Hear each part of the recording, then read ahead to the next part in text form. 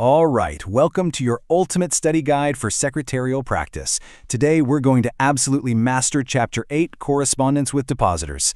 Think of this as your secret weapon to ace this entire section of the exam. Let's do this. So, here's our game plan. It's designed to get you maximum marks. First, we'll nail down what corporate deposits even are. Then, we'll cover the Secretary's golden rules. You're going to want to know these. After that, we'll break down the 3 most important letters you'll definitely see on the exam. And we'll finish up with a super fast review of the key terms you just have to know. Ready? Let's jump in. Okay, first things first. What in the world is a corporate deposit? Well, it's pretty simple, actually. It's just a short-term loan that a company takes, either from the general public or from its own members. Now, this isn't for building a massive new factory. It's all about funding the day-to-day stuff, the working capital that, keeps the business running smoothly. And boom, here's your first guaranteed exam question. The time frame for these deposits is super specific and strictly regulated. It can't be less than 6 months, and it can't be more than 36 months. You absolutely have to memorize this range. It's a classic, easy marks question. Okay, let's switch gears and talk about the company secretary's role in all this. When you're writing to depositors, it's not just about, being nice. There is a playbook, a strict set of rules you have to follow. These are the non-negotiable precautions that make sure every single piece of communication is professional, legal, and gets the job done.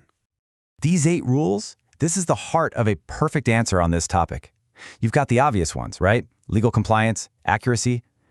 One wrong number could lead to huge problems. But don't sleep on the others. Conciseness shows you respect the depositor's time, and courtesy, that's essential for building the company's reputation. Knowing all 8 of these is your ticket to a top-scoring answer. All right, let's get practical. The very first letter a secretary sends out is the thank you letter. This goes out right after a depositor invests their money, and honestly, it sets the whole tone for the relationship. It's that critical first impression. Now, this letter is actually doing 2 jobs at once. First, it's a simple, professional thank you. It shows the company actually values the investment. But, and this is crucial, it's also a legal confirmation of the whole deal. It puts everything in writing and starts building that all-important trust from the get-go. Check this out. This table is basically the anatomy of a perfect thank you letter. If you have to write one in the exam, this is your checklist. You need every single one of these 5 things: the amount, the time period, the interest rate, that unique FTR number, and the bank details. If you miss even one, you're going to lose marks. It's that simple. And here's another magic number to burn into your brain: 21. A company has exactly 21 days from the moment they get the money to send out that official fixed deposit receipt. It's a hard legal deadline.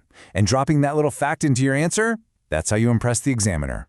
Moving right along. So the depositor is in, they've been thanked. What's next? Well, paying them their interest. The correspondence around this is so important. This letter isn't just an update, it's tangible proof that the company is holding up its end of the bargain. With this letter, the name of the game is transparency. Total, absolute transparency. It has to clearly say, hey, we've paid your interest, and then give a super clear step-by-step breakdown of how the final number was calculated. There should be 0 room for confusion. So how does the company actually make the payment? Well, there are 2 main ways. You've got the old school method, the interest warrant, which is pretty much just a special check they send in the mail. But these days, the modern and much better way is electronic payment, like ECS or NEFT, where the money just shows up directly in the depositor's bank account. Fast, safe, and easy. And just like before, here's the anatomy of the interest letter. You have to show the gross interest, that's the total amount earned. Then you clearly state the TDS, which is the tax deducted at source. And finally, you show the net amount that was actually paid. Showing this calculation is a must for legal reasons, and it's exactly the kind of detail examiners are looking for. All right, we finally reached the end of the deposits term. At this point, the depositor has a big choice to make. Do they renew their investment for another term, or do they want their money back? The secretary has to handle both situations perfectly. Let's start with renewal. So, if the depositor wants to reinvest, the renewal letter has to be crystal clear. It needs to mention the original deposit so everyone knows what we're talking about. It has to state the new time period, and most importantly, it confirms a brand new deposit receipt is on its way. You're basically starting a whole new contract. But what if they don't want to renew? What if they say, show me the money? Well, that brings us to the second path, repayment. This is the moment of truth. where the company makes good on its original promise to return the investment. The paperwork here has to be flawless. And the repayment letter, this is the final handshake. It officially closes the loop. It has to state the total maturity amount, that's the original principal plus all the interest it earned, and, crucially, it gives the cross-check number, which is the hard proof that the company has paid up and fulfilled its duty. Okay, time for the lightning round. Let's do a super quick-fire revision to lock these key terms into your memory. This is your last-minute drill before the big day. Let's go! Renewal of deposit. What is it? Simple. The investor just says, hey, let's do this all over again, and continues for a new term. Interest warrant.